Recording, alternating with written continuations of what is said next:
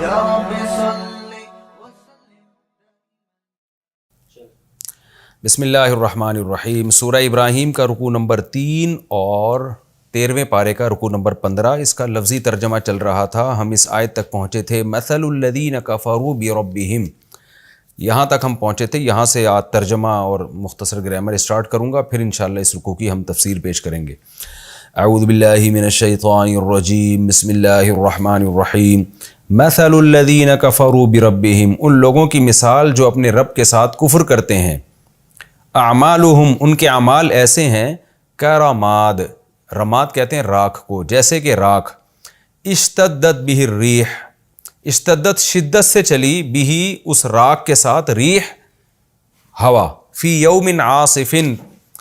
عاصف کہتے ہیں تیز ہوادار طوفانی دن. ایک طوفانی دن میں اس راکھ کے ساتھ تیز ہوا چلی. تو ایسی ان کی اعمال کی مثال ہے، کافروں کے اعمال کی. لا یقدرون مما کسبوا علی شیء، یعنی ان کو قدرت نہیں ہوگی مما ان اعمال میں سے، کسبوا جو انہوں نے کمائے، علی شیء کسی بھی چیز پر. یعنی جو اعمال انہوں نے کمائے ان میں کسی بھی عمل پر ان کو قدرت نہیں ہوگی، یعنی اس کا ثواب پر، اس کے رزلٹ پر قدرت نہیں ہوگی. ذالک هو الضلال البعید، بے شک یہ گمراہی ہے، البعید بہت دور کی گمراہی، یعنی ایسی گمراہی جو حق سے بہت دور ہے. الم تر ان اللہ، اے مخاطب کیا تو دیکھتا نہیں ہے کہ بے شک اللہ تعالیٰ نے خلق السماوات والارض بالحق، آسمانوں اور زمینوں کو پیدا کیا حق کے ساتھ. حق کے ساتھ کا مطلب کیا ہوتا ہے؟ بیکار پیدا نہیں کیا، کسی مصلحت سے، حکمت سے پیدا کیا ہے. این یشاء، اگر اللہ چاہے، یذہبکم، تم سب کو لے جائے، ویأتی بخلق، اور لے آئے ایک مخلوق جدید، نئی مخلوق. خلق مخلوق کو کہتے ہیں. وما ذلک علی اللہ بعزیز، اور یہ کام نہیں ہے اللہ پر عزیز، مشکل. اللہ کے لیے یہ کام مشکل نہیں ہے. وبرزوا للہ جمیعا، برز یبرزو کا معنی ظاہر ہونا، اور یہ سب ظاہر ہو جائیں گے اللہ کے لیے، جمیعاً سب کے سب. یہ ماضی کا صیغہ ہے لیکن فیوچر کے معنی میں ہے، کیونکہ قیامت کی بات ہو رہی ہے. فقال الضعفاء، تو کہیں گے ضعیف یعنی کمزور یعنی ماتحت لوگ، للذین استکبروا، ان لوگوں سے کہیں گے جنہوں نے تکبر کیا، یعنی جو بڑے لوگ تھے، فرعون ٹائپ کے متکبر لوگ. تو ماتحت ان سے کیا کہیں گے؟ انا اصل میں اننا، انا کننا لکم تبعا، ہم تمہارے تابع تھے، تمہارے فالوورز میں سے تھے. فہل انتم، تو کیا ہو تم لوگ، مغنون عنا، اغنا یغنی اغناء کا معنی فائدہ پہنچانا، یہاں مراد ہے یعنی عذاب دور کر کے فائدہ پہنچانا. تو کیا تم ہو مغنون عنا، ہم سے دور کر سکتے ہو، من عذاب اللہ، اللہ کے عذاب میں سے، من شیء کچھ بھی حصہ. ہم تمہیں فالو کرتے تھے تو کیا تم ہم سے اس عذاب کو دور کر سکتے ہو؟ قالوا، تو وہ جواب میں کہیں گے، لو ہدانا اللہ، اگر اللہ ہمیں ہدایت دے دیتا، لہدیناکم، تو ہم تمہیں بھی ہدایت دے دیتے، سیدھے راستے پہ چلا دیتے. سواء علینا، برابر ہے ہم سب پر یہ بات. کیا بات؟ جزعنا، جزع یجزع کا معنی چیخنا، چلانا، جزا فضا کرنا، کہ ہم جزا فضا کریں، چیخیں چلائیں، ام صبرنا، یا ہم صبر کریں. ما لنا من محیص، ہمارے لیے کوئی نجات کا راستہ نہیں ہے. حاصہ یحیسو کا معنی نجات طلب کرنا، تو محیص نجات کی جگہ، مفعول کے وزن پر، نجات کی جگہ. تو ہمارے لیے کوئی نجات کی جگہ نہیں ہے. یہ جی رکوع نمبر 3 اور 15 کا، سورہ ابراہیم کے رکوع نمبر 3 اور 15 کا لفظی ترجمہ مکمل ہوا. اب ہم اس کی تفسیر کی طرف چلتے ہیں. آپ کو معلوم ہے اس سے پہلے رکوع میں بھی انبیاء کی بات چل رہی تھی اجمالی طور پر، کسی خاص پیغمبر کا تذکرہ نہیں، بلکہ اللہ عمومی تذکرہ کر رہے تھے کہ پیغمبروں، جتنے بھی پیغمبر آئے انہوں نے اپنی قوموں سے یہ بات کہی، قوم نے جواب میں یہ کہا. تو پچھلے رکوع سے اس کا لنک ہے. یہ بات چل رہی تھی کہ پیغمبروں نے کیا کہا کہ بھئی ہم تمہارے سامنے تمہارا فرمائشی معجزہ نہیں لا سکتے، ہم بشر ہیں، اللہ نے ہم پر احسان کر کے پیغمبر بنا دیا، لیکن تم شک کر رہے ہو خدا کی ذات میں، ہم تمہیں اللہ کی طرف بلا رہے ہیں، تم اس کے قائل نہیں ہو کے دے رہے، اور تم جو یہ ہمیں دھمکیاں لگا رہے ہو، تو ہم تمہاری مصیبتوں پہ صبر کریں گے، ہم دعوت سے پیچھے ہٹنے والے نہیں ہیں. جب یہاں تک بات پہنچی تو گویا پیغمبروں نے ان قوموں کو مایوس کر دیا کہ ہم تو دعوت دیتے رہیں گے اور ہم پیچھے ہٹنے والے نہیں ہیں. تو پھر قوم نے سب سے بڑی دھمکی دی. وہ دھمکی کیا دی؟ وقال الذین کفروا لرسلہم، کہا کافروں نے اپنے پیغمبروں سے، لنخرجنکم من ارضنا، اگر یہ بات ہے تو ہم تم کو اپنی زمین سے جلا وطن کر دیں گے، یہاں رہنے ہی نہیں دیں گے، یعنی کوئی صورت ہی نہیں رہے گی تبلیغ کی. او لتعودن فی ملتنا، یا تم ہماری ملت میں واپس لوٹ آؤ. تو دو ہی آپشن ہے تمہارے پاس، یا تو ملک بدر کر دیں گے ہم تمہیں، یا تم ہمارے دین کی طرف واپس لوٹ آؤ. جب یہاں تک ان قوموں کی بدماشی پہنچی ہے تو اللہ فرماتے ہیں فَأَوْحَى إِلَيْهِمْ رَبُّهُمْ، پیغمبروں کے رب نے ان پیغمبروں کی طرف وحی کی، لَنُهْلِكَنَّ الظَّالِمِينَ، ہم ضرور ظالموں کو ہلاک کر دیں گے، وَلَنُسْكِنَنَّكُمُ الْأَرْض، اور اس زمین کا میں ٹھکانہ ہم تم کو دیں گے، من بعدہم، ان کو ہلاک کرنے کے بعد. اور یہ صرف تمہارے لیے نہیں ہے، ذَلِكَ لِمَنْ خَافَ مَقَامِي، جو بھی میرے پاس کھڑے ہونے سے ڈرتا ہے، جس کو دل میں بھی آخرت کا خوف ہے، وَخَافَ وَعِيد، اور میری وعیدوں سے ڈرتا ہے، تو ان سب کے لیے یہ خوشخبری ہے کہ میں نافرمانوں کو تباہ کروں گا، فرما برداروں کو غالب کروں گا. وَاسْتَفْتَحُوا، ان دھمکیوں کے بعد بھی قوم باز نہ آئی اور انہوں نے فیصلہ جلدی طلب کیا.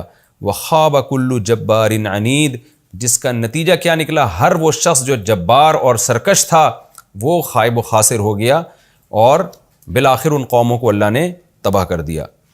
اور اس تباہی کے بعد کیا ہے آگے؟ کیا وہ سکون میں آ گئے؟ نہ، من ورائہ جہنم، ہر اس جبار اور سرکش کے پیچھے جہنم ہے، جس کا میں عذاب کیا دیا جائے گا. وَيُسْقَى مِن مَّاءٍ صَدِيدٍ، ان کو پیپ پلائی جائے گی. يَتَجَرَّعُهُ، جس کو وہ گھونٹ بھر بھر کے پینے کی کوشش کرے گا. وَلَا يَكَادُ يُسِيغُهُ، لیکن اس کو حلق میں اتار نہیں پائے گا اس کی گندی بدبو کی وجہ سے. قرآن میں یہ مضمون بھی اور بھی مقامات پر ہے کہ جو زخموں کی پیپ ہوگی نا، وہ اللہ ان جہنمیوں کو پلائیں گے. 2 قسم کے مشروبات کا، 3 قسم کے مشروبات کا ذکر ہے قرآن میں. ایک زقوم، یعنی معقولات کا، ایک زقوم جو انتہائی کڑوا درخت ہوگا، اور ایک کھولتا ہوا پانی جس سے حدیث میں آتا ہے کہ نیچے کا ہونٹ سوج کے نیچے تک پہنچ جائے گا، ناف تک، اتنا کھولتا ہوا پانی ہوگا. اور ایک جہنمیوں کی پیپ ہوگی. اللہ تعالی ہمیں اس عذاب سے محفوظ رکھیں. وَيَأْتِيهِ الْمَوْتُ مِنْ كُلِّ مَكَانٍ، اور چاروں طرف سے موت اس کو گھیرے گی. جب آپ کسی کو بہت زیادہ عذاب میں ڈالتے ہیں تو وہ ظاہر مرنے لگتا ہے نا، اس کو یہ ہونے لگتا ہے میں مر جاؤں گا، تو موت چاروں طرف سے آئے گی، اتنی سخت تکلیف ہوگی. وَمَا هُوَ بِمَيِّتٍ، لیکن وہ مرے گا نہیں، کیونکہ مر گیا تو پھر تو ختم نا، یعنی اس کو تکلیف کا احساس ختم ہو جائے گا. وَمِن وَرَائِهِ عَذَابٌ غَلِيظٌ، اور اس کے بعد اس سے بھی بڑا عذاب ہوگا. یعنی یہ جو پیپ پلائی جائے گی اور کھولتا ہوا پانی پلایا جائے گا، تو اس کے بعد یہ نہیں ہے کہ وہ راحت میں آ جائیں گے، بلکہ اس سے بھی بڑا عذاب. وہ کیا ہے؟ آگ کا عذاب. قرآن سے یہ پتہ چلتا ہے کہ جہنمیوں کو یہ عذاب کے بعد بھی، اس عذاب کے بعد پھر آگ میں ڈالا جائے گا. تو اللہ تعالی ہمیں اس عذاب سے محفوظ رکھیں. مثل الذین کفروا بربہم، اب سوال پیدا ہوتا ہے کہ اللہ جو لوگ ایمان نہیں لے کر آتے، شرک کرتے ہیں، ان کو ایسی وعیدیں سنا رہا ہے کہ ایسی آگ میں ڈالا جائے گا ان کو، اور یہ سب کچھ پلایا جائے گا ان کو، تو آخر ان کے کچھ اچھے اعمال بھی تو ہیں نا، تو ان اچھے اعمال کا کیا بدلہ ملے گا؟ تو اللہ نے اچھے اعمال کی مثال دی. اللہ نے فرمایا ان کے اعمال کی مثال راکھ کے ڈھیر کی طرح ہے، جو دیکھنے میں بڑے نظر آتے. راکھ جو ہے نا، جلی ہوئی چیز جو جل جل کے راکھ بن گئی ہو، تو اس کا آپ کوئی پہاڑ ہو یا کوئی ٹیلا ہو، کوئی بڑی کوانٹٹی میں وہ راکھ جمع ہوئی ہو، تو دیکھنے میں کیا لگے گا؟ بھئی بہت بڑا پہاڑ ہے، بہت بڑی ڈھیری ہے، لیکن ویٹ اس کا کچھ بھی نہیں ہوگا. آپ ایک پھونک ماریں گے اڑ جائے گی. تو اللہ فرماتے ہیں کافر جو خدا پہ ایمان نہیں رکھتا، وہ کتنے ہی اچھے عمل کر رہا ہے، اس کے عمل کوانٹٹی کے لحاظ سے تمہیں بہت بڑا لگے گا، لیکن کوالٹی کے لحاظ سے اس کا اللہ کی نظر میں کوئی ویٹ نہیں ہے.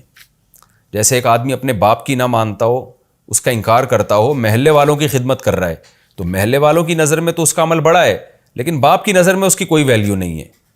تو جو اللہ کو نہیں مانتے، چونکہ آخرت میں ثواب یا عذاب وہ تو اللہ نے دینا ہے نا، تو جو اللہ ہی کا انکار کر دیں، جو سب سے بڑا محسن، سب سے بڑا خالق، سب سے بڑے احسانات اس کی آیات میں غور ہی نہ کریں، تو کتنے ہی اچھے ہو جائیں اللہ کی نظر میں وہ اچھے نہیں ہیں.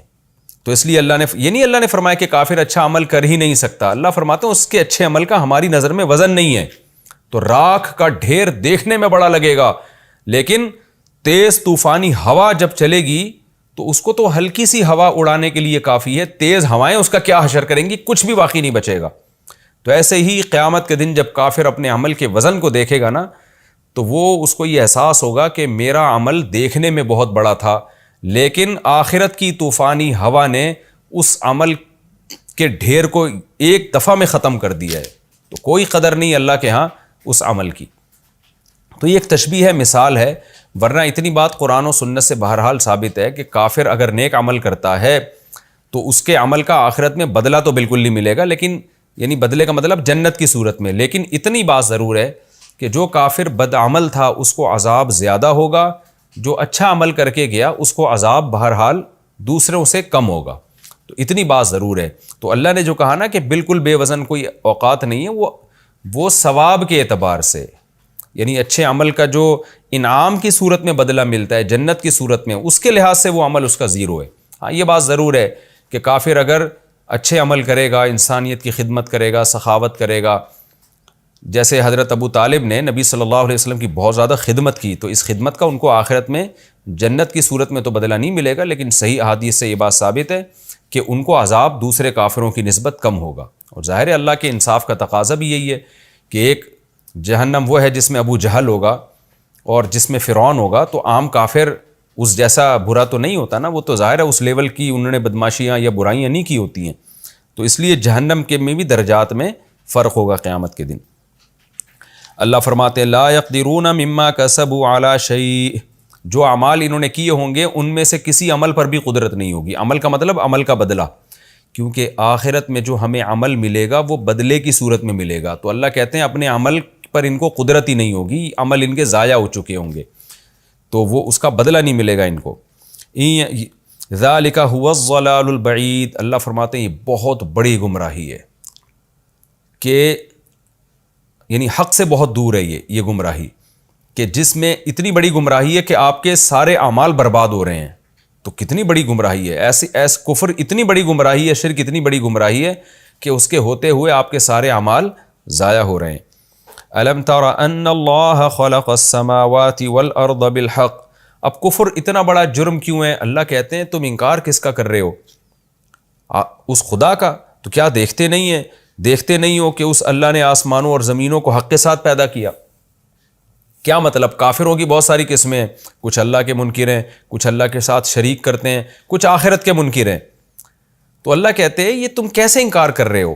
یہ کائنات تمہیں یہ بھی بتا رہی ہے کہ خدا ہے، یہ کائنات تمہیں یہ بھی بتا رہی ہے کہ وہ اکیلا ہے، اور یہی کائنات تمہیں یہ بھی بتا رہی ہے کہ اس خدا نے اتنی بڑی کائنات کو بیکار پیدا نہیں کیا. اگر موت کے بعد دوبارہ زندگی نہیں ہے، انسان کی آزمائش نہیں ہے، تو پھر اس کائنات کو پیدا کرنے کا مقصد کیا ہے؟ تو اس کا مطلب تو محض اللہ نے انٹرٹینمنٹ کے لیے ایک چیز کو پیدا کیا ہے. تو ایسا نہیں ہے. تو اے مخاطب، کیا تو یہ جانتا نہیں ہے کہ اللہ نے اس آسمانوں اور زمینوں کو حق کے ساتھ پیدا کیا ہے، کسی حکمت سے پیدا کیا ہے، اور اس کو تم پر قدرت اتنی ہے. دیکھیں، دو وجہ سے ہمیں اللہ کی مان کے چلنا ہے. نمبر ایک، ہم حساب و کتاب کے لیے پیدا ہوئے ہیں، اپنی منمانی زندگی گزارنے کے لیے نہیں. دوسرا یہ کہ اللہ کو ہم پر قدرت بہت ہے، ہم اس کی نافرمانی کریں گے بچ کے نہیں جا سکتے. تو اگلی آیت میں اس کا تذکرہ ہے، ان یشاء یذھبکم، اگر وہ چاہے تو تم سب کو لے جائے یعنی مار دے، ویأتی بخلق جدید، اور ایک نئی مخلوق پیدا کر لے. جیسے اس نے انسان کو پیدا کیا اپنی قدرت سے، تو اس کو ختم کر کے دوسری مخلوق بھی پیدا کر سکتا ہے. تو تم کیوں خدا کی نافرمانی اور بغاوت پہ تلے ہوئے ہو؟ رہا یہ مسئلہ کہ اللہ ایسا کیسے کرے گا، یہ دوبارہ سے نئی مخلوق کیسے پیدا ہوگی؟ وما ذلک علی اللہ بعزیز، اللہ فرماتے یہ کام اللہ کے لیے کوئی مشکل نہیں ہے. لہذا یہ یقین کر لو کہ قیامت آئے گی، کیونکہ اللہ نے اس کائنات کو کسی حکمت کے ساتھ پیدا کیا ہے، آزمائش کے لیے. اور آزمائش جب ہی ہوتی ہے جب آخرت میں حساب و کتاب بھی ہو. وَبَرَزُوا لِلَّهِ جَمِيعًا، اللہ فرماتے ہیں پھر وہ قیامت کا منظر کیا ہوگا؟ یہ سب کے سب لوگ اللہ کے سامنے حساب و کتاب کے لیے حاضر ہو جائیں گے. فَقَالَ الضُّعَفَاءُ، سب سے بڑا مقدمہ قوم کے لیڈروں اور ماتحت لوگوں کے درمیان چلے گا. غریبوں نے مالداروں کو فالو کیا، ماتحتوں نے اپنے افسروں کو فالو کیا، اور عوام نے اپنے سیاسی لیڈروں کو اور بادشاہوں کو فالو کیا، تو اللہ فرماتے ہیں جو جتنے کمزور ماتحت لوگ تھے وہ کہیں گے للذین استکبروا، تکبر والے لوگوں سے کیا کہیں گے، انا کنا لکم تبعا، کہ ہم تو تمہارے تابع تھے، ہمارے لیڈر غلط تھے تو ہم نے تو تمہیں فالو کیا ہے نا، فہل انتم مغنون عنا من عذاب اللہ من شیء، تو کیا تم اللہ کے عذاب میں سے کچھ بھی عذاب ہم سے دور کر سکتے ہو؟ دنیا میں تو جب ہم پھنستے تھے تو تم ہمیں چھڑوا لیا کرتے تھے، تمہاری وجہ سے ہم دنیا میں کئی دفعہ مصیبت میں آئے ہیں، لیکن تم نے ہماری بیمار پرسی بھی کی، تم نے ہماری فریاد رسی بھی کی، تو اس عذاب میں جو آخرت میں ہے اس میں بھی تو ہم تمہاری وجہ سے آئے ہیں، تو کیا تم ہمیں مصیبت سے بچا سکتے ہو؟ قالوا لو ہدانا اللہ لہدیناکم، تو وہ جواب میں کہیں گے اللہ اگر ہمیں ہدایت دے دیتا تو ہم تمہیں ہدایت دے دیتے، دنیا میں ہم بھی گمراہ تھے تو ہم نے تمہیں بھی گمراہی کے راستے پہ چلایا، سواء علینا، اب چونکہ ہم بھی گمراہ تم بھی گمراہ تو گمراہ لوگوں کا انجام تو جہنم ہے، لہذا اب ہمارے لیے یہ بات برابر ہے، اجزعنا، کہ ہم جزا و فضا کریں، چیخ و پکار کریں جیسے تم کر رہے ہو، ام صبرنا، یا ہم صبر کریں، ما لنا من محیص، ہمارے لیے ہم سب کے لیے اس مصیبت سے نکلنے کا کوئی راستہ نہیں ہے۔ اللہ ہمیں اس عذاب سے محفوظ رکھے۔ یہ ہمارا رکوع کمپلیٹ ہوا، اب ہم انشاءاللہ اگلے رکوع کی طرف چلتے ہیں۔ اب میں انشاءاللہ اگلا رکوع شروع کرتا ہوں، سورہ ابراہیم کا رکوع نمبر 4 اور 13ویں پارے کا رکوع نمبر 16۔ اس کا لفظی ترجمہ مختصر گرامر کے ساتھ، پھر انشاءاللہ اس کی تفسیر۔ بسم اللہ الرحمن الرحیم۔ وقال الشیطان، اور شیطان کہے گا، لما قضی الامر، جب معاملہ چکا دیا جائے گا، جنتیوں کو جنت میں، جہنمیوں کو جہنم میں بھیج دیا جائے گا، تو شیطان کیا کہے گا، ان اللہ وعدکم، جہنمیوں سے کہے گا کہ بے شک اللہ تعالیٰ نے تم سے وعدہ کیا تھا، وعد الحق، سچا وعدہ، ووعدتکم، وعدتو ضربتو کی طرح، اور میں نے تم سے وعدہ کیا تھا، فاخلفتکم، اس وعدے میں میں نے تم سے وعدہ خلافی کی ہے۔ اخلفا یخلفو، اخلافاً کا معنی وعدہ خلافی کرنا، یعنی میں نے تم سے جو وعدہ کیا تھا اس میں میں نے تم سے جھوٹ بولا تھا، میں نے وعدہ خلافی کی ہے۔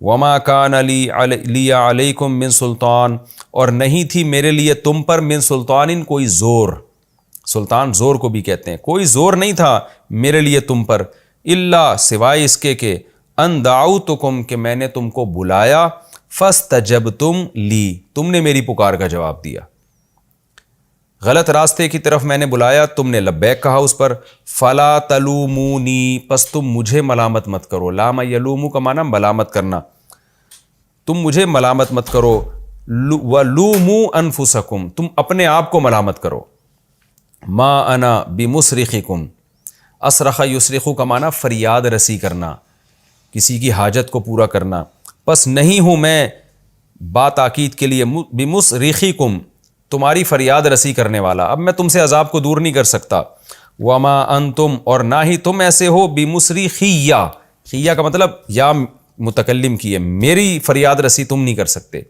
نہ میں تمہیں عذاب سے بچا سکتا ہوں نہ تم مجھے عذاب سے بچا سکتے ہو، انی کفرت بما اشرکتمونی، نون کے بعد اصل میں یا بھی تھا جو تخفیفاً حذف ہو گیا، کہ میں انکار کرتا ہوں بما، اس شرک کا، اشرکتمونی، کہ تم نے مجھے شریک کیا تھا، تم نے جو مجھے خدا کے ساتھ شریک کر لیا تھا، میں اس شرک کا بھی انکار کرتا ہوں، من قبل، جو اس سے پہلے تم نے شریک کیا تھا، یعنی آج تو تم شریک نہیں کر رہے، لیکن دنیا میں جو تم مجھے اللہ کے ساتھ شریک کرتے رہے تھے، میں اس شرک کا بھی انکار کرتا ہوں، یعنی اس کو بھی غلط سمجھتا ہوں، اقرار کرتا ہوں کہ وہ غلط کیا تھا تم نے۔ ان الظالمین، اللہ فرماتے ہیں بے شک ظالم لوگ، لہم عذاب علیم، ان کے لیے دردناک عذاب ہے۔ وَأُدْخِلَ الَّذِينَ آمَنُوا وَعَمِلُوا الصَّالِحَاتِ، اور داخل کر دیے جائیں گے وہ لوگ جو ایمان لائے اور نیک اعمال کیے، جنات تجری من تحتها الانہار، ایسے باغات میں جن کے نیچے نہریں بہتی ہیں، خالدین فیہا، ہمیشہ اس میں رہیں گے، بِإِذْنِ رَبِّهِمْ، اپنے رب کے حکم سے، تحیتہم، تحیہ کے لفظ کو میں کافی ڈیٹیل سے پچھلے لیکچروں میں ڈیفائن کر چکا ہوں۔ جب بھی دو لوگ آپس میں ملتے ہیں تو کسی قوم میں ان کی ملاقات کے وقت جو کلمہ کہا جاتا ہے نا، اس کو تحیہ کہا جاتا ہے عربی میں. اس کی وجہ کیا ہے میں بہت دفعہ بتا چکا ہوں, اس کو میں ریپیٹ نہیں کروں گا. تحیتہم فیہا, ان کی جو اس جنت میں جو آپس میں ملاقات کا جو جملہ ہوگا, سلام و سلام ہوگا. جب بھی ملیں گے ایک دوسرے کو سلام کریں گے.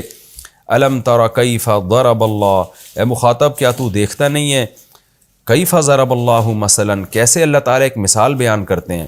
کلمتن طیبتن, وہ مثال ہے ایک پاکیزہ کلمے کی, ایک پاکیزہ کلمہ ہے, یعنی اس سے مراد ہے کلمہ توحید.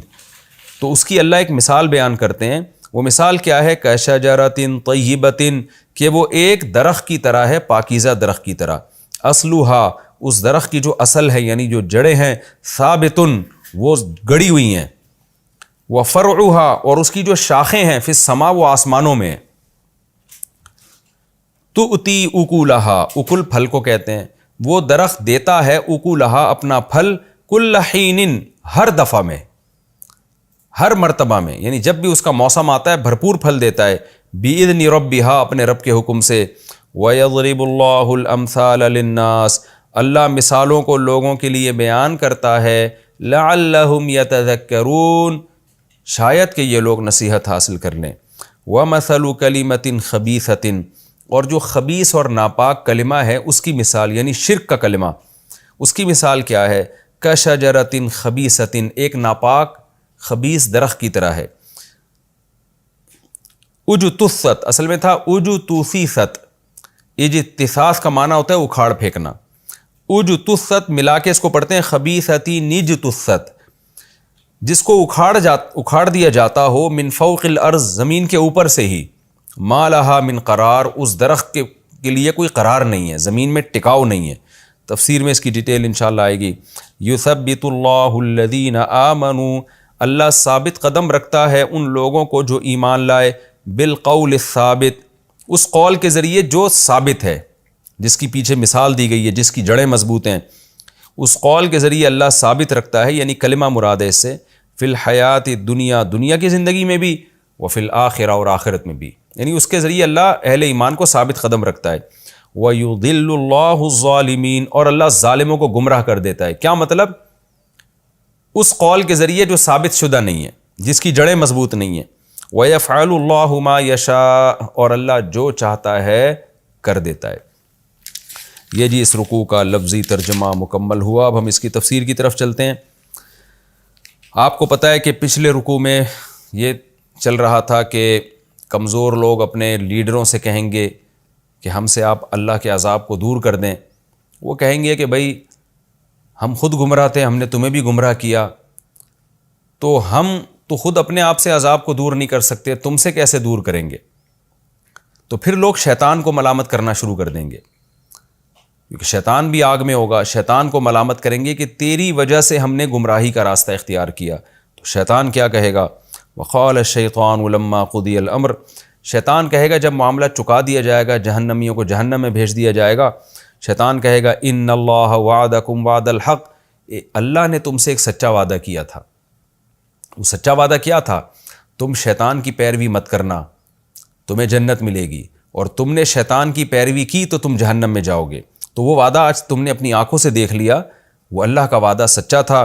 وَوَعَدْتُكُمْ, اور میں نے بھی تم سے وعدے کیے تھے. فَأَخْلَفْتُكُمْ, میں نے ان وعدوں کی تم سے خلاف ورزی کی.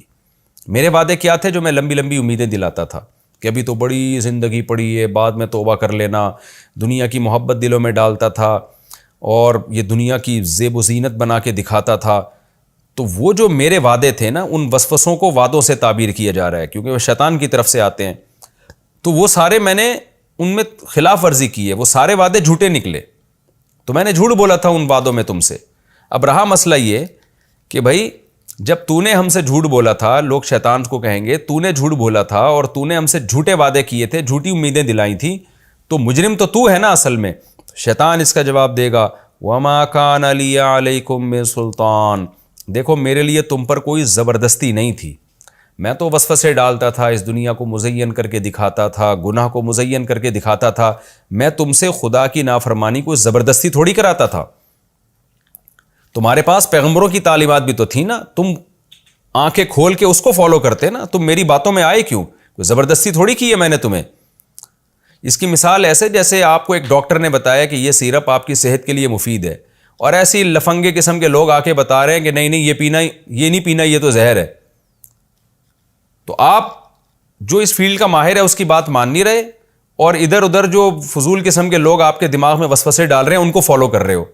تو جب آپ بڑی بیماری میں مبتلا ہوگے تو آپ ان فضول لوگوں سے کہتے ہو کہ تم نے مجھے کہا تھا کہ یہ مت پیو، تو آپ وہ کیا کہیں گے؟ ابے وہ کہیں گے کہ بھائی تجھے پتہ نہیں ہے کہ جب ایک ڈاکٹر تجھے کہہ رہا ہے تو ڈاکٹر کی بات پر تو ہماری بات کو ترجیح کیوں دے رہا تھا؟ یعنی تو خود بے وقوف ہے.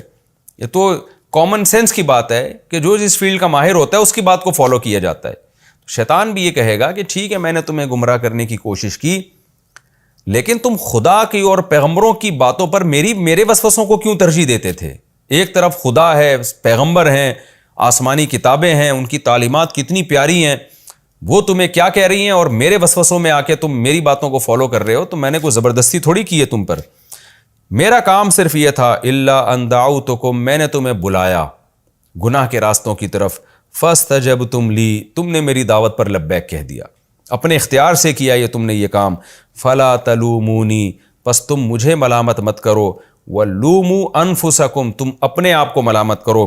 ما انا بمصرخکم، میں نہ تمہاری فریاد رسی کر سکتا ہوں، وما انتم بمصرخی، اور نہ تم مجھے اس عذاب سے بچا سکتے ہو جس عذاب میں مبتلا ہوں. کتنی صاف باتیں اللہ نے ہمیں مستقبل کی کھول کھول کے بیان کر دی ہیں. حقیقت تو یہ ہے کہ میں جب ان آیات پہ درس دیتا ہوں تو مجھے خود زیادہ ڈر لگ رہا ہوتا ہے کہ اس سے زیادہ کلیریفیکیشن کیا ہو سکتی ہے. اللہ نے فیوچر کا سب بتا دیا کہ یہ سب ہونے والا ہے مستقبل میں. آج اللہ نے ہمیں عمل کا موقع دیا ہے.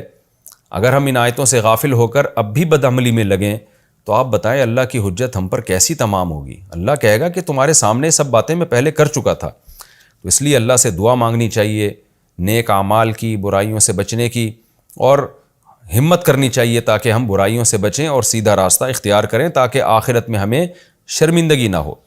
پھر شیطان بالکل برات کا اعلان کرتے ہوئے کہے گا انی کفرت بما اشرکتمونی من قبل، تم نے جو مجھے شریک کیا تھا نا اللہ کے ساتھ، میں تو اس کا بھی انکار کرتا ہوں. کیا مطلب؟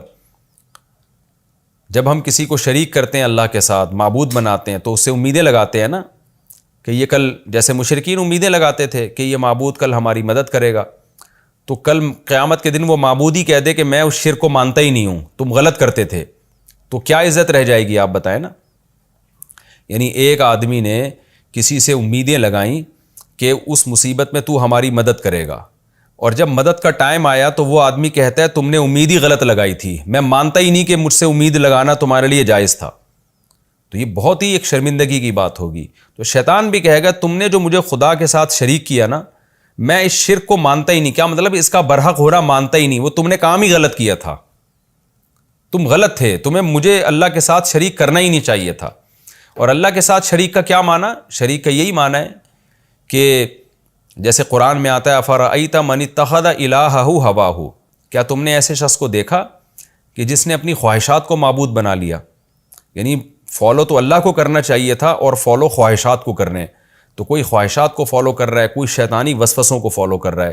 تو اس چیز کو شیطان نے شرک سے تعبیر کیا ہے. یہ مطلب نہیں کہ شیطان کو باقاعدہ خدا بنا کے اس کے کوئی سجدہ کرتا ہو، ایسے لوگ بھی ہیں لیکن وہ تو بہت تھوڑے ہیں.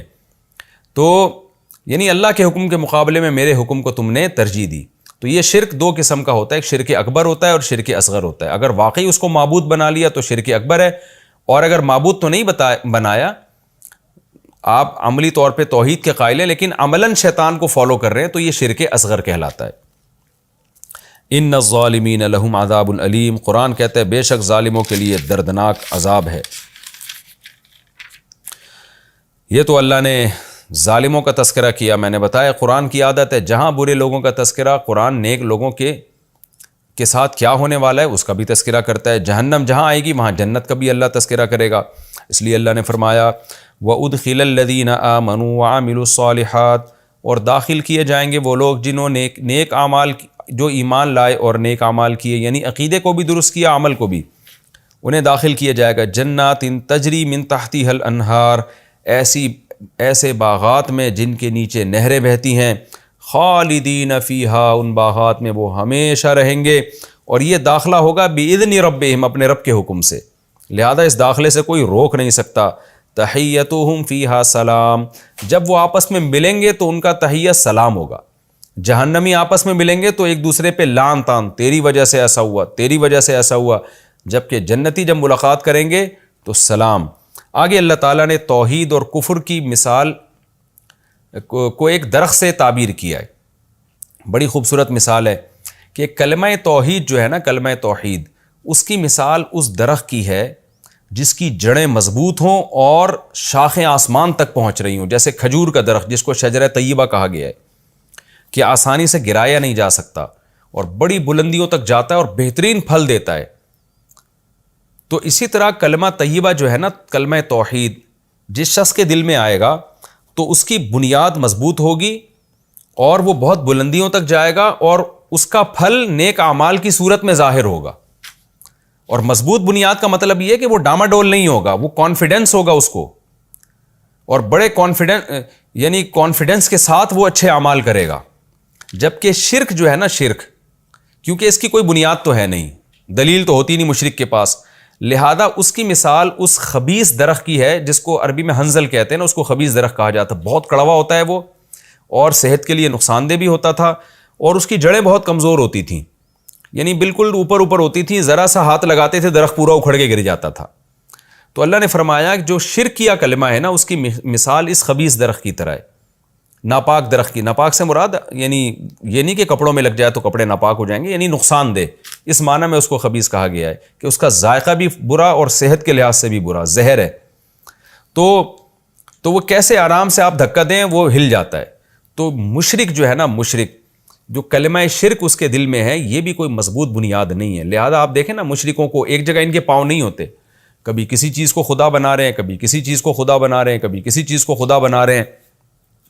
اور شرک کے نتیجے میں نکل کیا رہا ہے؟ کڑوا درخت. تو شرک کے نتیجے میں جو اعمال نکلتے ہیں وہ بھی کڑوے ہوتے ہیں. آپ دیکھ لو آج کفر کے نتیجے میں ہومو سیکچولیٹی یہ قانون پاس ہو رہے ہیں، ماں باپ کو اولڈ ہاؤس میں جمع کرانے کے قانون پاس ہو رہے ہیں، رشتہ داری توڑنے کے قانون پاس ہو رہے ہیں، زنا حلال ہو رہا ہے، شراب حلال ہو رہی ہے. تو یہ کفر کی شاخیں ہیں. یہ اگر آپ کا ایمان مضبوط ہوگا اور کلمہ توحید پر ہوں گے، کیونکہ توحید کا مطلب ایک خدا کو مانتا ہوں، تو پھر آپ اس کی بھی ظاہر مانیں گے. اس کے نتیجے میں سخاوت وجود میں آئے گی، رشتہ داری جوڑنا وجود میں آئے گا، صبر وجود میں آئے گا، شکر وجود میں آئے گا، اور یتیموں پر خرچ کرنا وجود میں آئے گا، بڑھاپے میں بوڑھے ماں باپ کی خدمت کرنا وجود میں آئے گا. تو یہ وہ مثال ہے اس پاکیزہ پھلوں کی. تو بڑی خوبصورت مثال اللہ نے توحید کی اور شرک کی دی کہ ایک کی مثال کھجور کے درخت کی طرح جس کی جڑیں مضبوط ہیں، ہلتا نہیں ہے آرام سے. توحید پرست آدمی کو بھی اس کی جگہ سے ہٹانا بہت مشکل ہے، لیکن مشرک آدمی ڈاماڈول رہتا ہے، کیونکہ اس کو اگرچہ وہ شرک پر تو قائم رہتا ہے لیکن اس کی زندگی کسی ایک اصول پر قائم نہیں رہتی، اور کسی اور طرف دلیل آئے گی ادھر جھک جائے گا. آپ دیکھیں نا، جو لوگ بھی شرک کرتے ہیں ان کا ایک خدا نہیں ہوتا، ہزاروں خدا ہوتے ہیں. آج اس کو خدا بنایا ہوا ہے، آج اس کو خدا بنایا ہوا ہے.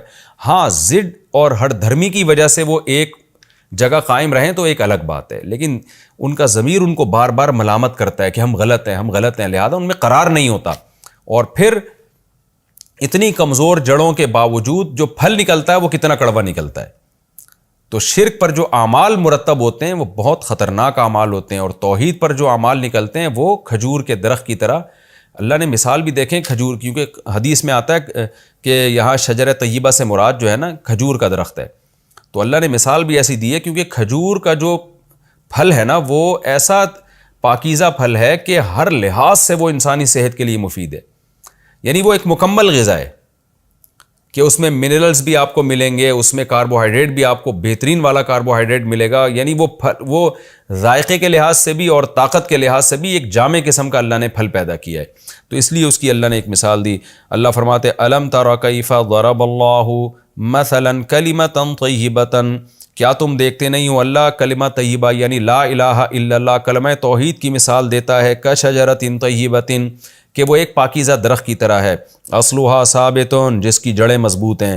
تو کلمہ طیبہ جو ہے نا توحید، اس کی بیس یہ بھی بڑی مضبوط ہے، کیونکہ دلائل ہے نا اس پہ. تو جو چیز دلیل سے ثابت ہوتی ہے وہ مومن کے دل میں بہت مضبوط مقام بنا لیتی ہے.